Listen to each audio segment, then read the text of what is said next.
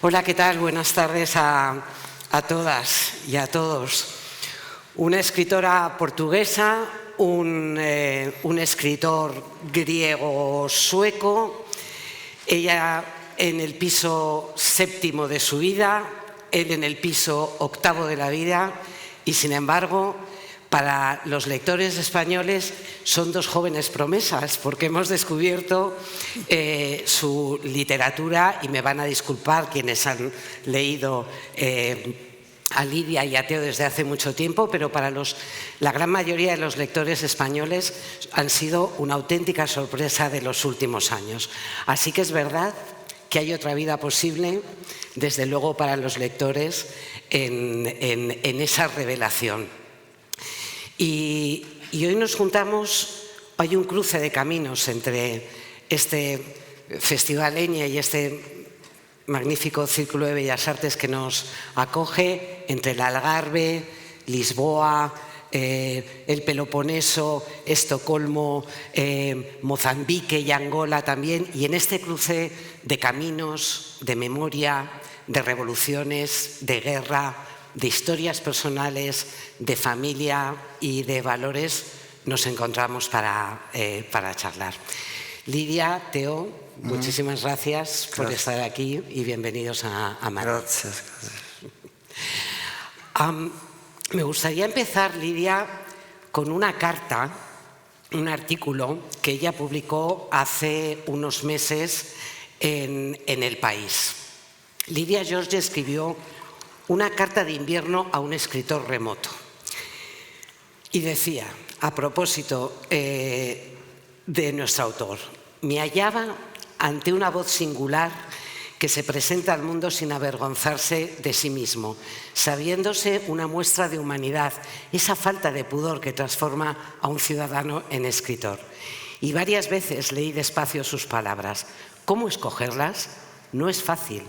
Y decía Lidia, quiero decirte, en nombre de este y otros pasajes similares, gracias, Teodor, por besarnos así. Gracias. Lidia, os habéis conocido ahora mismo, hace unos minutos antes de entrar.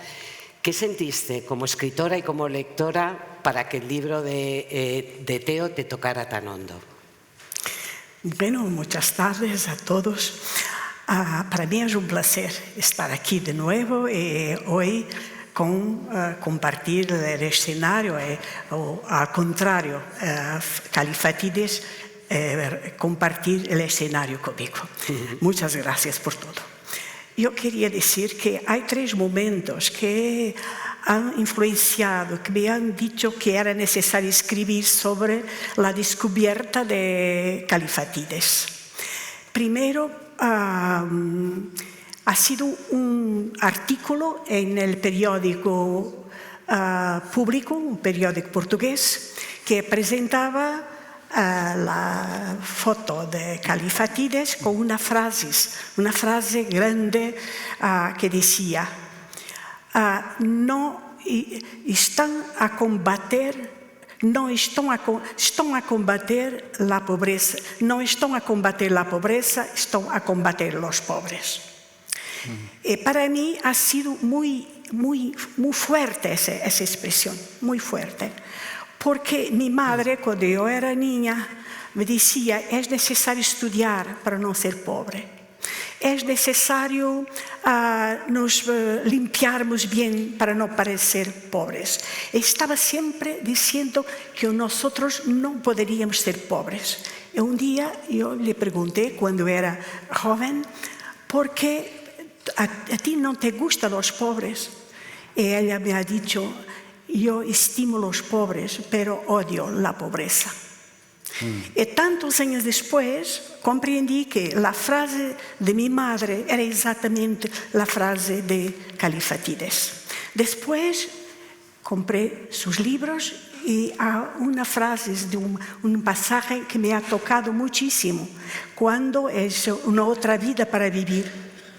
En una otra vida para vivir, Kalifatides cuenta un episodio muy interesante con Bergman, el realizador. Después de haber un problema con un filme, Kallifatides cuenta que se dirigió a la casa de Bergman para hablar de su próximo libro. Y que Bergman dice, no, yo no quiero oír. Y Kallifatides dice, porque yo no soy así, porque yo no soy capaz de despreciar a los otros, porque yo no soy capaz de decir cosas así. Y yo pensé, es un poco como yo. Después, a partir de ahí, yo he leído un otro país al lado de mi ventana. En la parte final, todo el libro me ha tocado también, pero la parte final, las últimas palabras, me han tocado muchísimo. Porque dice que por veces me siento desnudo, como si naciera en este momento, pero tenía ombligo se dice, umbigo, ¿cómo se dice? Ombligo. Y ahora es como si tengo un otro país, no tengo más, estoy desnudo, pero tengo un otro país al lado de mi ventana. Pero me parece que ese libro no termina con la verdad. Lo que Kallifatides tiene es a su lado la literatura.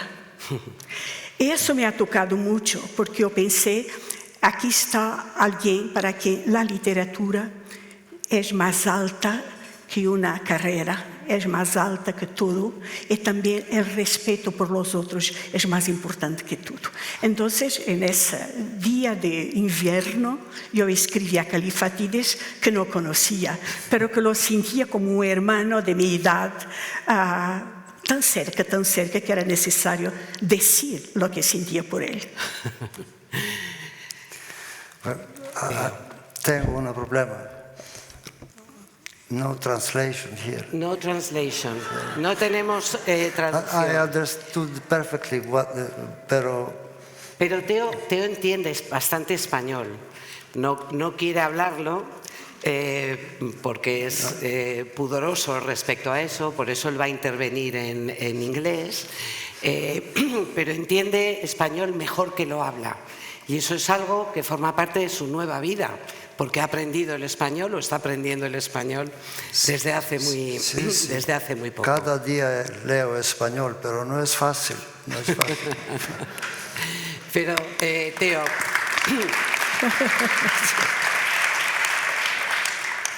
puedes quitártelo. Lidia was I understood everything. You understood, okay. Yeah. That feeling, that human bondage that you Ese vínculo humano que tienes con alguien cuando lees el poder de la literatura. ¿Qué sientes? Para empezar, quiero agradeceros por estar aquí,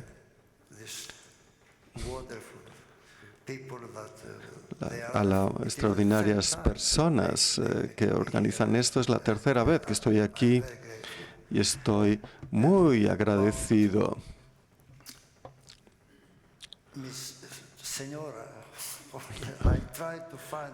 Intenté encontrar el libro en sueco publicado hace años, pero ya no estaba en circulación, era imposible de encontrar. Y es un desastre en Suecia. Los libros se publican, están ahí por un tiempo y luego desaparecen, ya no los vuelves a encontrar.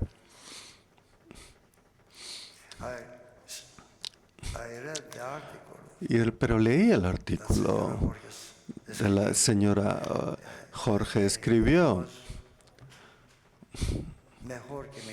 Era mejor que mi libro.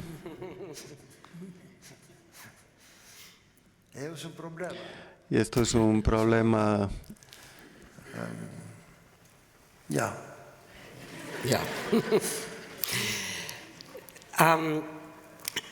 Quería preguntaros, sé que puede parecer para personas que tienen muchos libros publicados, que han escrito toda su vida, puede parecer una pregunta banal, pero para los lectores es muy interesante porque tiene algo eso de misterioso saber en qué momento supisteis que ibais a ser escritores.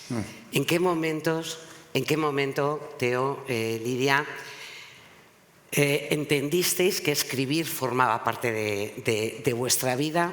¿Y qué dejasteis atrás? Porque los dos habéis sido profesores, habéis trabajado en revistas, habéis sido cronistas también de la realidad de vuestros tiempos. Pero ¿cuándo es el momento? ¿Cuál es el libro?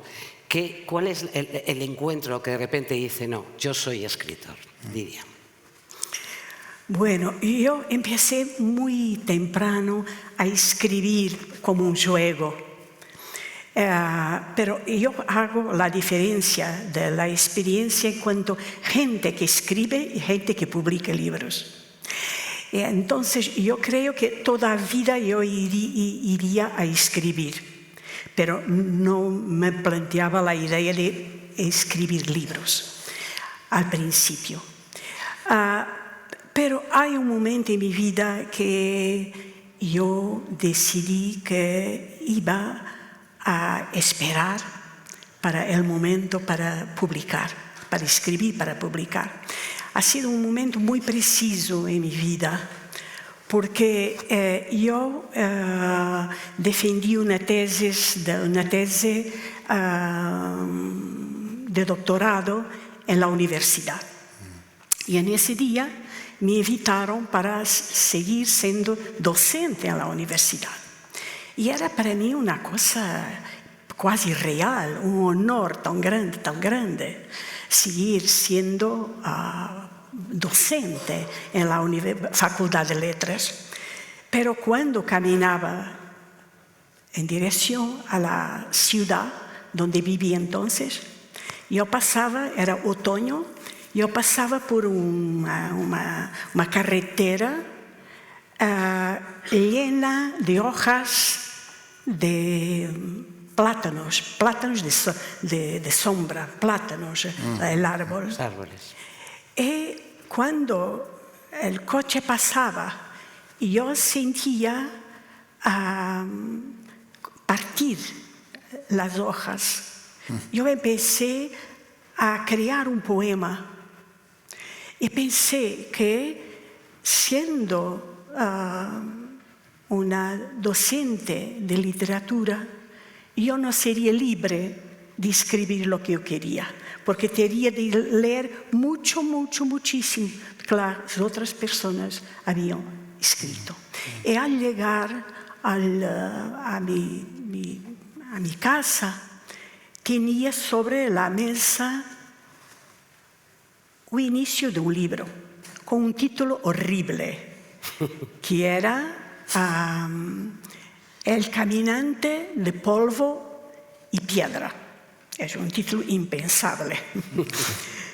Pero me senté, empecé a leer y dije, no, yo no quiero ser docente, yo quiero escribir.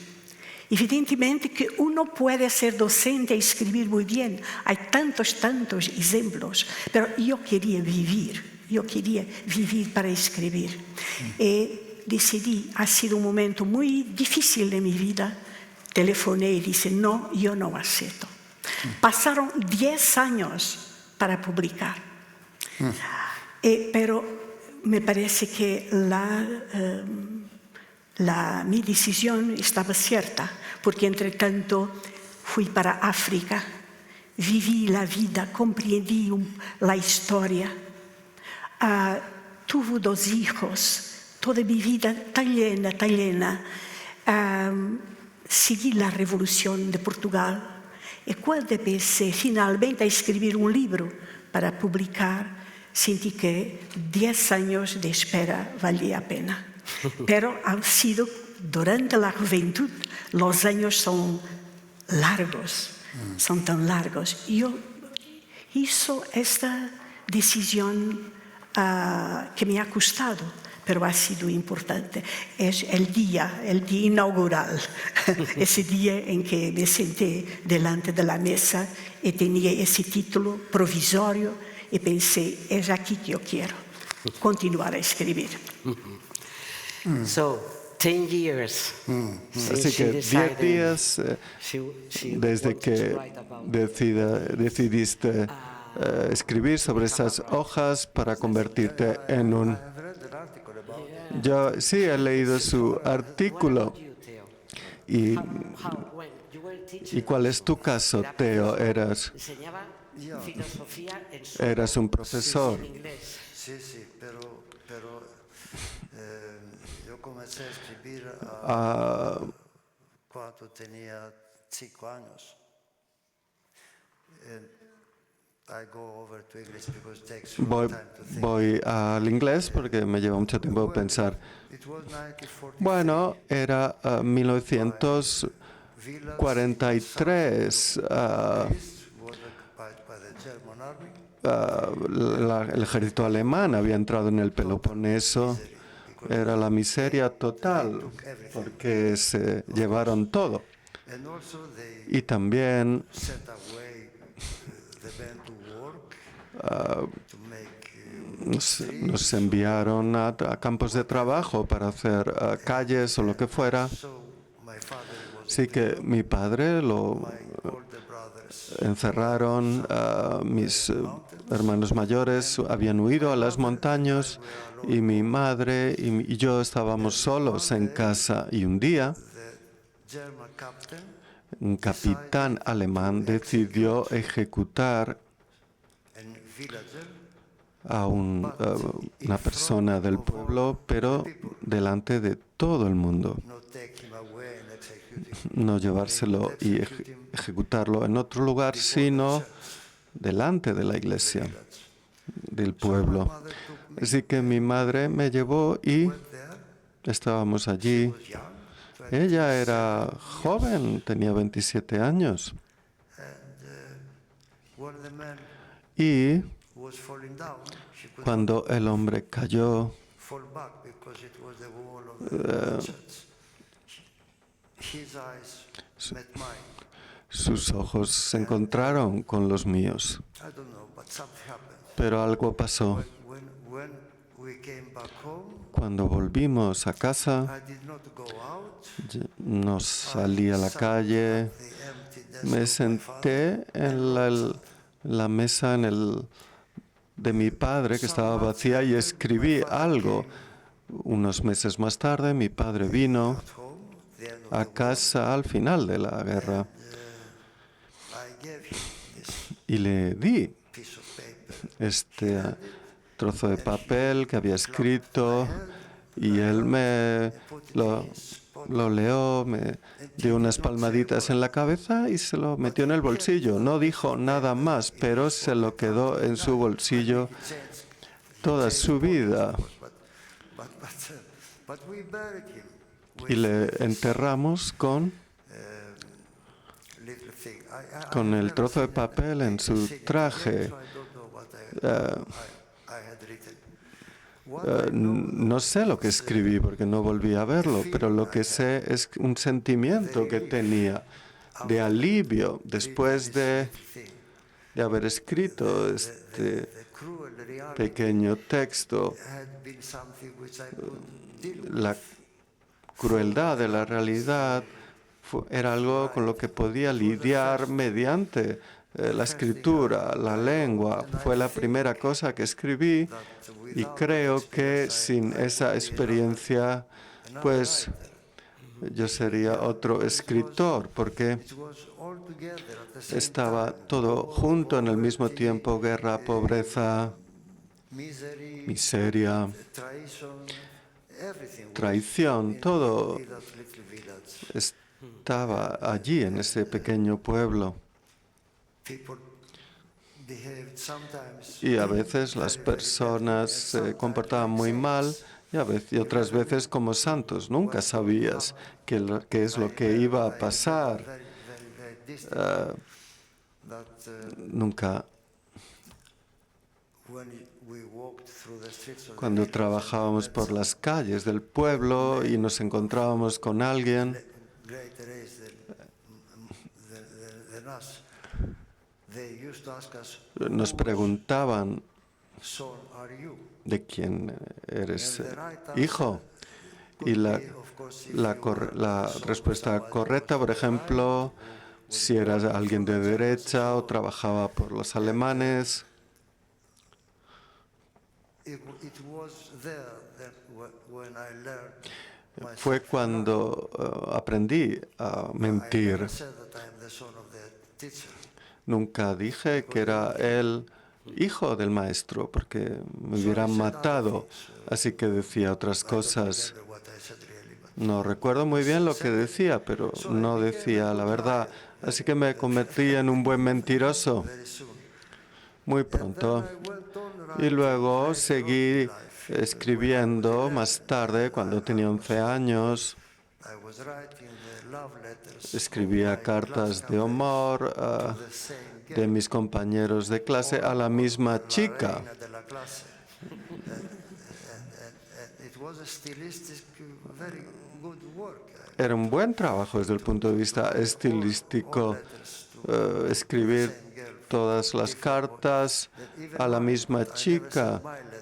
Yo también, la mía, pero nunca se las envié. And I got paid.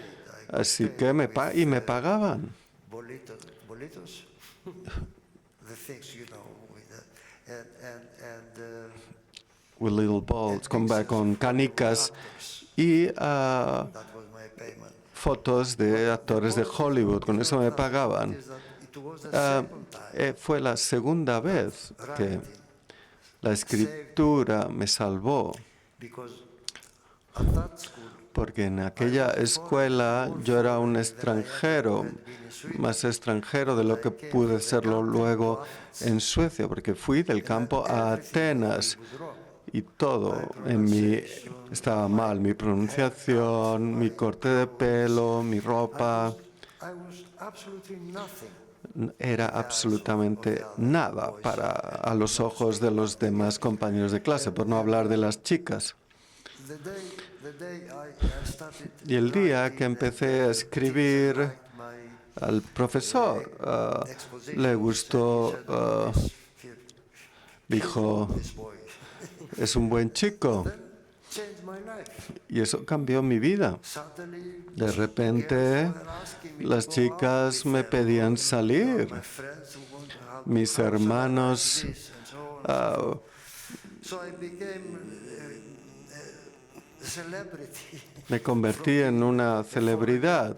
Pasé de ser un niño And the same thing happened. forastero del campo a otra cosa. Y lo mismo pasó en Suecia.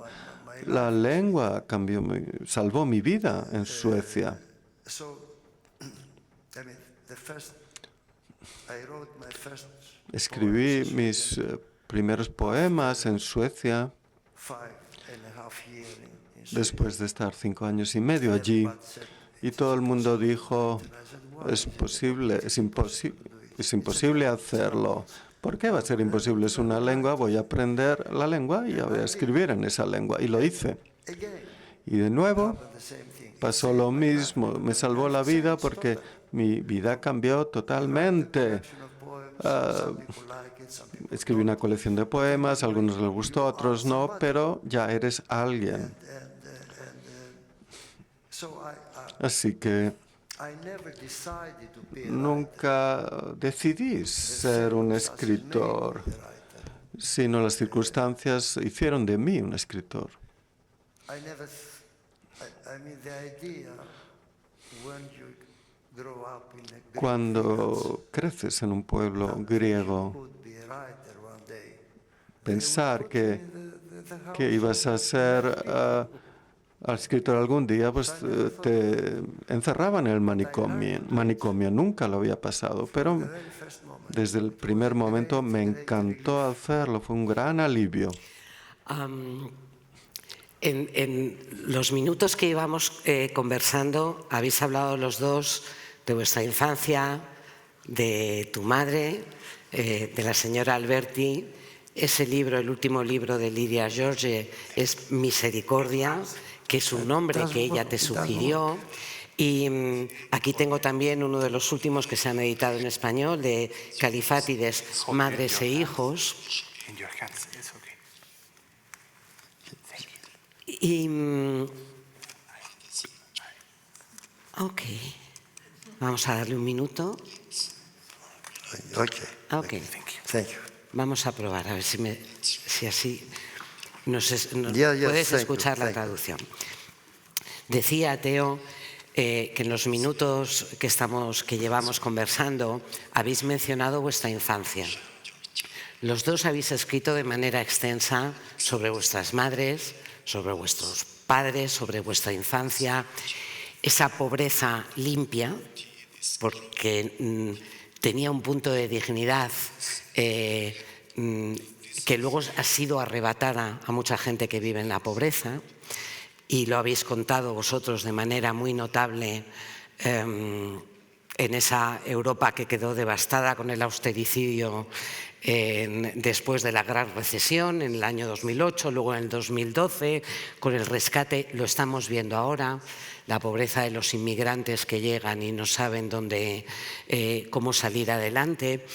Pero me interesa mucho esa vuelta a la madre como patria, no solamente como lengua, y en el caso de Teo, su cambio como escritor, de escritor en sueco a escritor en griego, y Lidia, en Misericordia, en tu último libro, ese registro de tu madre, de su último año de vida, en el que ella no dejó de ser quien era, a pesar de un entorno, en una residencia de ancianos, que tendemos a pensar que es un lugar donde sencillamente pasan sus últimos días. Lo infantilizamos, pero es un lugar donde perduran las pasiones, las emociones, la buena gente y la mala gente.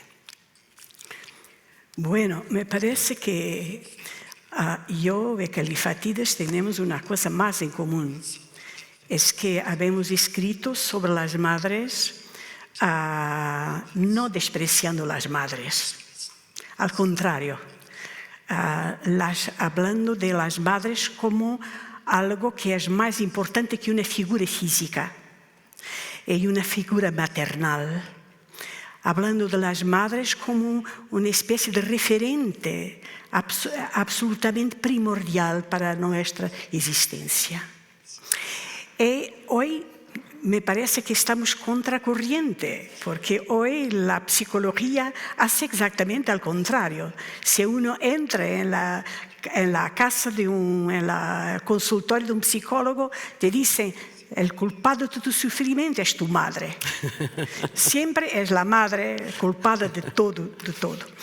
Y felizmente la literatura contradice la psicología.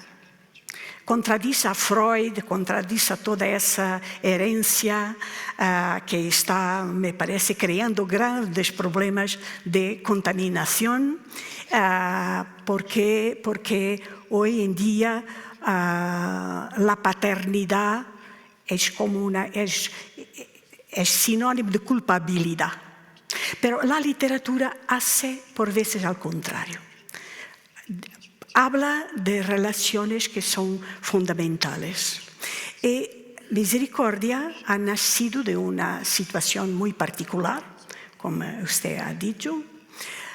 Pero yo durante el duelo, porque mi madre se murió en el inicio de la pandemia, yo pensé escribir sobre la forma como mi madre ha enfrentado el final de la vida, con curiosidad, ¿cómo sería el final? Con resistencia, curiosidad sobre todo, y negación de la muerte. Y decidí escribir por un homenaje no solamente a ella, pero a la gente de su edad, a las madres de su edad, su época, que han nacido en los años 20 del siglo XX y que han soñado con la libertad de sus hijos y sobre todo de sus hijas, Son mujeres cuando yo me encuentro con periodistas, con otras escritoras, con mujeres, en fin, que hablan claramente sobre el pasado de sus madres. Hay toda una generación, que es la mía, que habla de cómo sus madres han querido que nosotras fuéramos alfabetizadas, gente con palabra pública, gente con capacidad de decir, yo estoy aquí, soy alguien. Y eso ha sido para mí muy importante, como una especie de homenaje a una mujer, pero a homenaje a las madres de esa época, que han transformado la vida. Yo debo decir que tengo una experiencia muy fuerte en mi familia. Mi abuela, la madre de mi madre, aprendió a leer escuchando a sus hermanos hombres, chicos, que iban a la escuela. Las niñas no iban a la escuela. Mi abuela ha aprendido a leer y a escribir con los hermanos, escuchando su padre que enseñaba a sus hermanos. Pero cuando la idea que ella no había ido a la escuela ha sido un trauma para ella. Ella era muy inteligente. En el último año de la vida repetía las cosas. Y la frase que repetía era, mi madre no me mandó a la escuela. Terminaba, bebía agua y decía, porque mi madre no me ha mandado a la escuela. Son sus últimas palabras. Y verdaderamente mi madre, que fui a la escuela con 4 años, simplemente de escolaridad, pertenece a ese grupo inmenso de mujeres que tenía simplemente 3 o 4 años de escolaridad. Ella ha soñado sola transformar la vida de su hija. Entonces me pareció que escribir sobre ese temperamento de curiosidad, de lucha por ser alguien que tiene una palabra merecía. Y debo decir que empecé a escribir sobre el ímpetu del dolor, del problema porque había perdido mi madre y no me he despedido de mi madre tampoco. Todo ha sido muy terrible.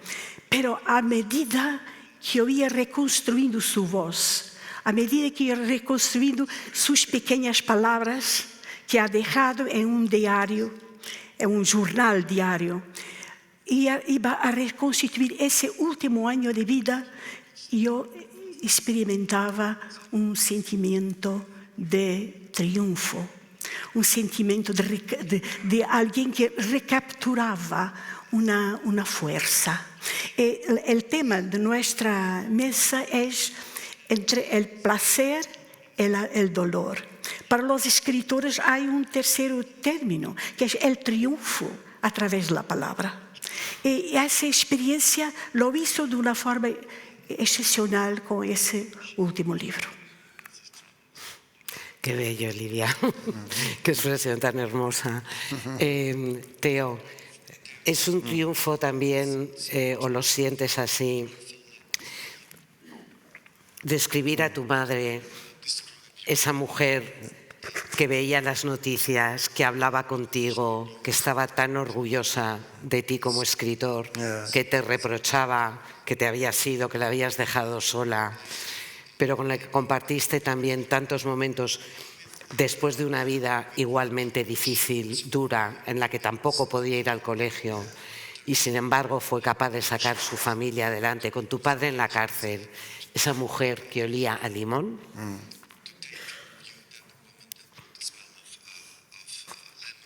Yeah. Well, the story of my mother is La historia de mi madre es parecida a la de la madre de Lidia. Ella clever than her brother. era mucho más lista que su hermano, pero su hermano fue a la escuela. They stopped her from going to school. Le impidieron ir a seguir yendo a la escuela. Tenía 10 años. Can no tenía una educación.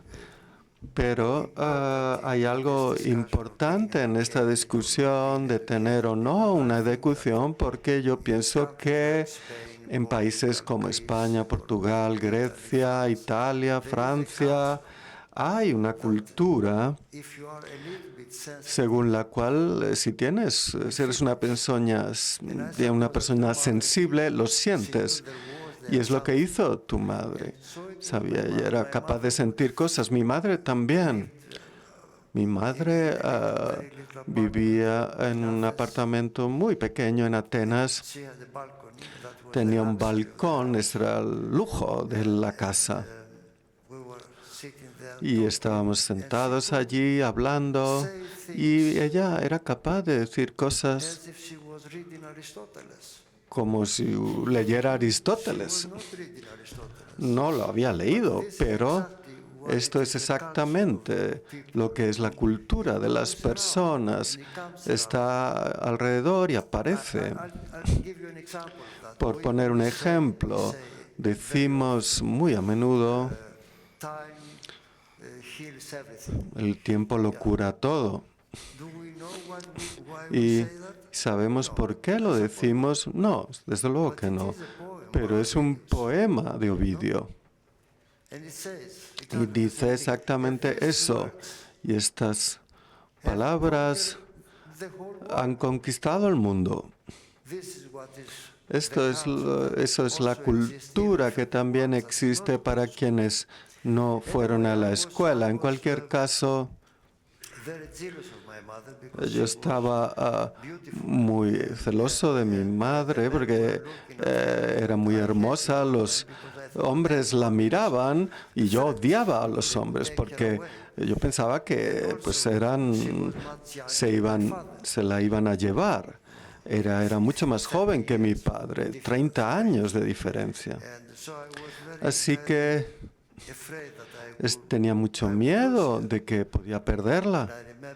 Y recuerdo que cuando íbamos juntos al mercado, ella iba delante de mí con su cuerpo moviéndose, meciendo su vestido, y yo iba detrás. Era horrible.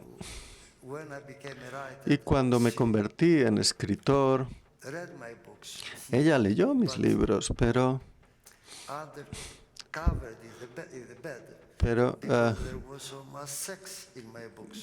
se cubría la cabeza, se llevaba las manos a la cabeza porque había tanto sexo en mis libros. No podía creer que su niñito podía escribir. Así que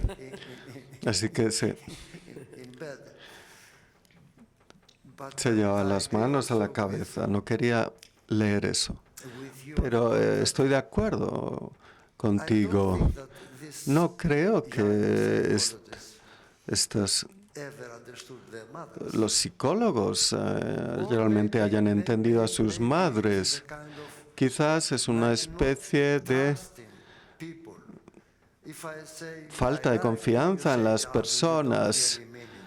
Cuando uno le dice, me gustas, no, realmente no es verdad. ¿Y qué quieres decir con eso? A veces sucede, pero pienso que mi madre me hizo escritor y mi padre me hizo un ser humano, porque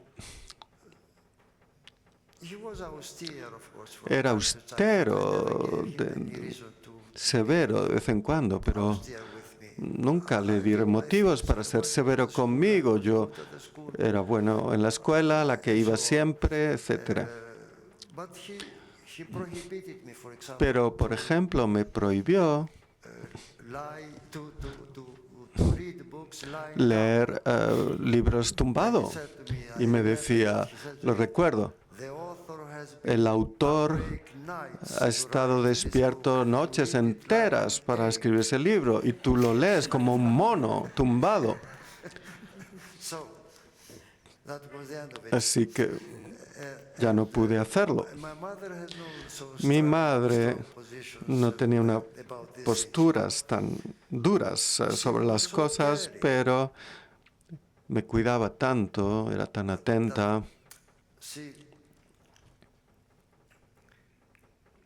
really saved my life in one que realmente en un caso me salvó la vida. when I tried Cuando yo intentaba to get into the Greek university.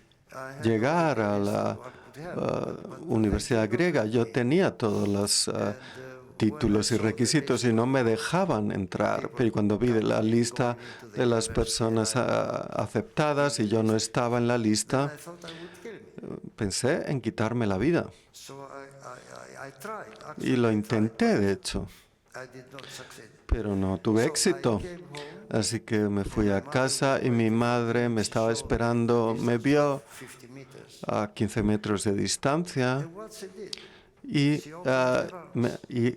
¿qué hizo? Abrió sus brazos y me dijo, un día lo lamentarán.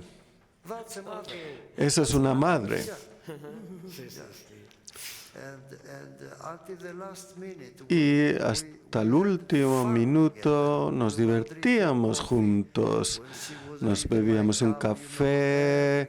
Ella, I had, she was looking at my cup. I had money ella, and success. yo veía Then the woman disappeared. But cuando leía, it was only money and successes. veía mis recuerdos, veía que tenía dinero, mujeres, etcétera. Luego cuando me casé solo había dinero. I think that when we were young, we were discussing Cuando éramos jóvenes discutíamos actually. So I remember a discussion I had with grandes discusiones. Recuerdo una discusión con mis amigos. do you think that there is ¿Piensas que hay un límite de lo que puedes hacer? and he said yes. Y decía, sí. Tell me, give me an example. Dame un ejemplo. Dijo, I bueno, would prefer to be preferiría que me mataran a hit my mother. pegar a mi madre. And it is true for me too. Y para mí es cierto. Say the same. Yo habría dicho lo mismo, mátame y no a mi madre. And how they have destroyed this Y through cómo psychology, han destruido sociology, esto and mediante whatever la it is, psicología, I la don't sociología. understand. No lo entiendo de veras. Escuchándoos a los dos, tengo la sensación, que no sé si compartís, de que hay, a pesar de que esta generación, respecto a la de vuestros padres y nuestros padres, social, económicamente, políticamente, cambió mucho, tenemos posiblemente más en común con nuestros padres de lo que tenemos ahora con nuestros hijos y nietos. Se ha producido una transformación muy acelerada de las sociedades, de cómo se conectan, de cómo se enamoran, de cómo se relacionan. Me gustaría preguntaros por vuestros nietos, por las jóvenes generaciones. Tú tienes la visión de Grecia y de Suecia, que son dos sociedades distintas. En Portugal, ¿cómo veis vosotros las nuevas generaciones respecto a esto que vuestras madres impulsaron? A través de la educación seréis mejores, saldréis de pobres, podéis hacer lo que queremos. Los hijos ahora no solamente nos reprochan los traumas infantiles, sino que nos dicen, no es verdad, no estamos en un mundo mejor. Nos dijisteis que si estudiábamos tendríamos acceso a una vida mejor, no tenemos vivienda, nos cuesta encontrar trabajo, la democracia, estoy desencantado con la democracia, no me interesa lo que está ocurriendo en el mundo. Lidia, cómo en Portugal ves tú a las jóvenes generaciones el mundo al que se tienen que enfrentar?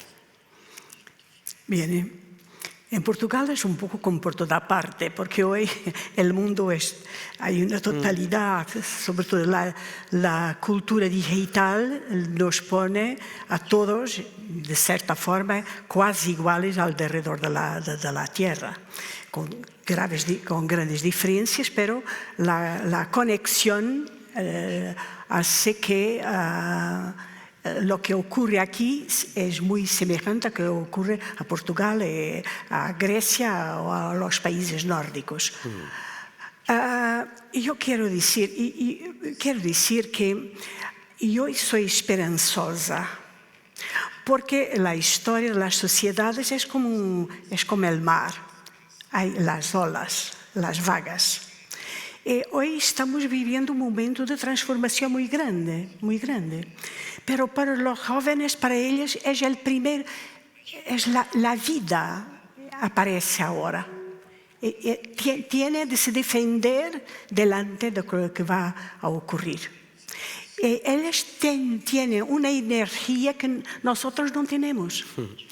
Y cuando me vuelvo atrás, la vida de mi generación en Portugal ha sido muy difícil. Nosotros también no teníamos casa. Nosotros no sabíamos del futuro. Teníamos una guerra colonial que nos parecía infinita. La sociedad estaba dividida entre pocos que tenían acceso a la cultura y los otros que eran gente que trabajaba de sol a sol y que no ganaba nada. Las escuelas eran pobres. Profesores muchas veces hacían lo que podían, pero no tenían instrumentos. Pero yo me acuerdo que yo sentía el futuro como una llamada maravillosa. No teníamos tan poco, pero el futuro era verdaderamente mágico. Y me parece que por los jóvenes es lo mismo. Pero hay toda una comunicación que acentúa los problemas del momento. Y creo mismo que hay una especie de complot internacional para que a cada día hable de todas las desgracias del mundo. Todos los días hay un planeta que vaya a explodir. Todos los días se encuentra un cometa que puede chocar con la Tierra. Todos los días se encuentra un animal prehistórico horrible. Y la imagen es increíble, es feroz.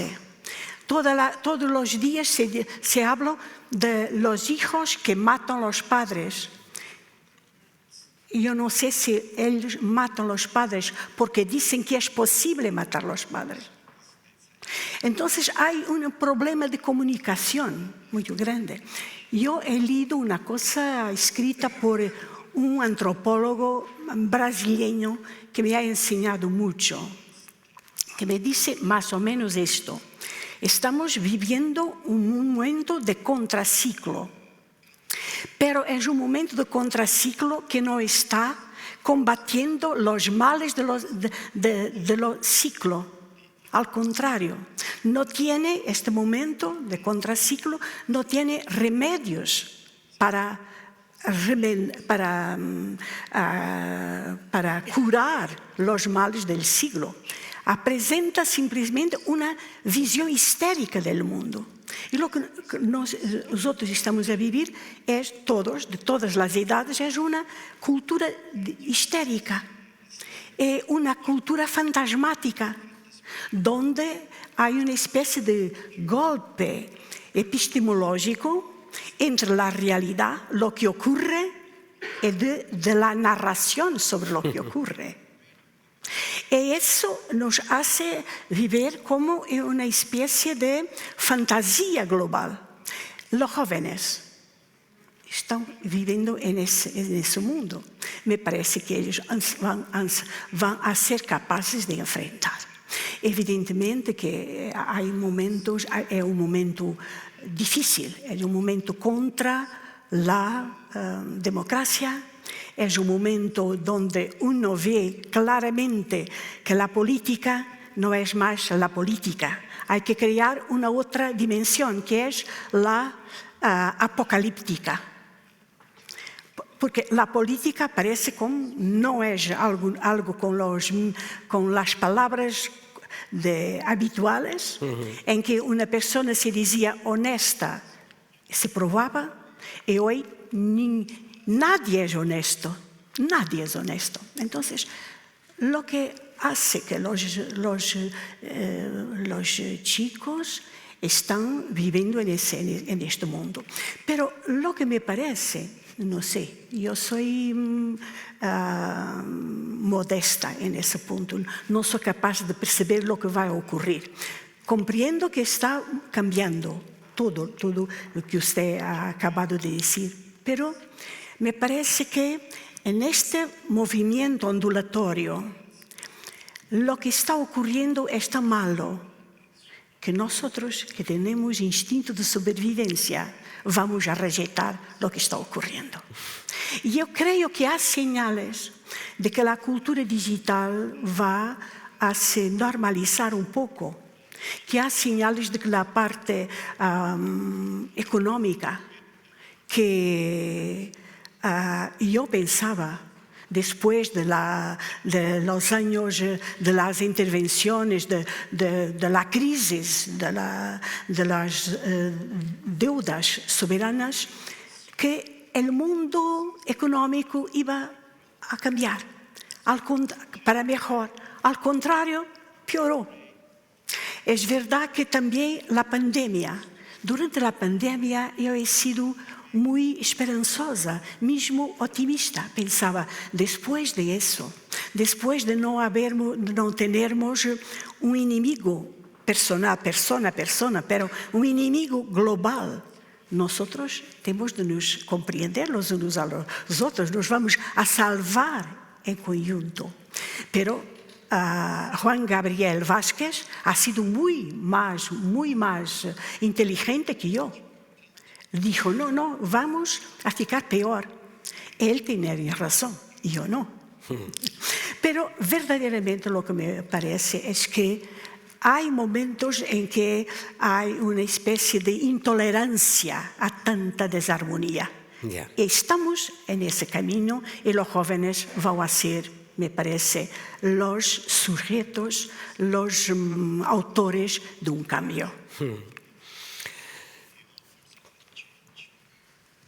Teo, ¿cómo ves tú a la juventud? ¿Capaz de afrontar esas olas y esa marea y esa contramarea y los tsunamis de la historia? Sí, estoy de acuerdo bastante con lo que ha dicho, pero al mismo tiempo he de decir que admiro a las personas jóvenes de ahora. Por poner un ejemplo, cuando tenía 20 años no tenía nada. Cuando mis nietos tenían 20 años, empezaron en Argentina, se fueron allí a hacer arquitectura del paisaje, luego a Australia, y luego volvió a casa, se volvió a ir, y solo tenía 20 años. Y no le pasó nada. Ella es una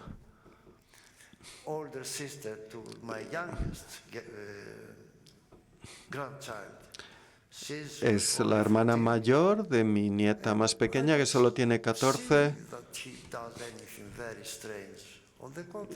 Y no veo que haga cosas extrañas. Al contrario, va a clases de teatro, hace ejercicio, juega al fútbol.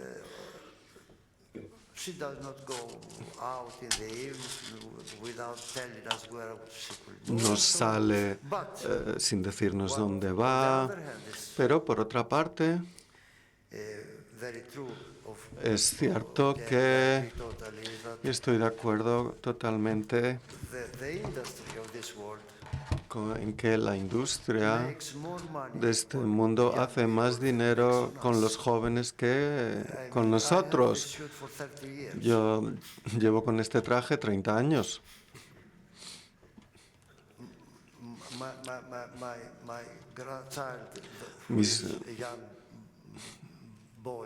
Mi nieto, joven, se cambia de ropa 2 veces al día. Y no bromeo. Llevo con 25 o 30 años con la misma ropa. Bueno, y que no pasa nada. Así que no pienso que estén tan mal. Lo que está mal es que hay grandes poderes que tratan de utilizarlos. Son los clientes de las compañías telefónicas, influencers, películas, muchas cosas malas afectan, no a ti, no a mí, a los jóvenes. Y por eso es uno de los motivos de que tengamos esta situación, la situación de la pobreza que aumenta en todo el mundo, prácticamente todo el mundo. Es la pobreza del capitalismo, esta es la cuestión, no es un accidente, está en el programa. Cuando las personas son pobres, puedes hacer lo que quieras con ellas, pero no pienso que vayamos a ganar, porque ya se ha intentado antes. No creo que vayan a ganar, ya lo han intentado. Hitler lo intentó, nos invadió. Yo me encontré con nazis cuando era un niño. La crueldad del ejército alemán era increíble. Pero lo conseguimos, les derrotamos. Y así que lo volveremos a hacer.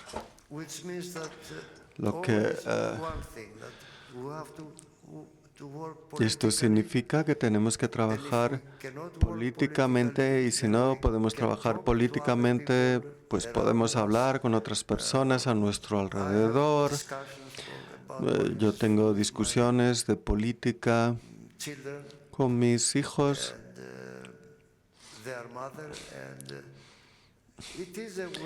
Con su madre. Es una manera de contribuir.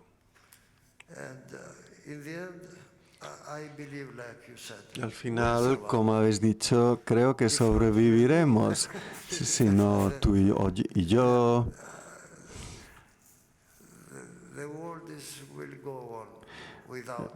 El mundo seguirá sin nosotros.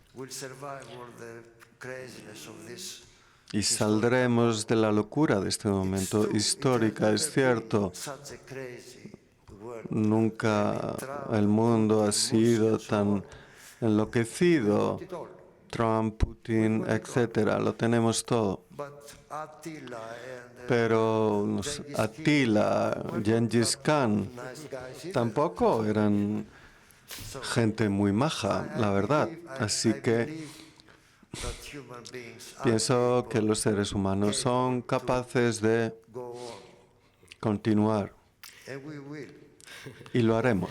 Y los jóvenes, como tenemos los demás, tendrán siempre la posibilidad de encontrar el placer, el dolor y la pasión a través de libros, de experiencias, de otras épocas, de sus abuelos, de bisabuelos, historias que nos siguen llegando a través del tiempo, y algunas de ellas hemos podido conocer hoy gracias a Lidia y a Teo por estar aquí, por compartirlo de nosotros y por llevar este juego de la memoria, del placer y de la pasión a los lectores.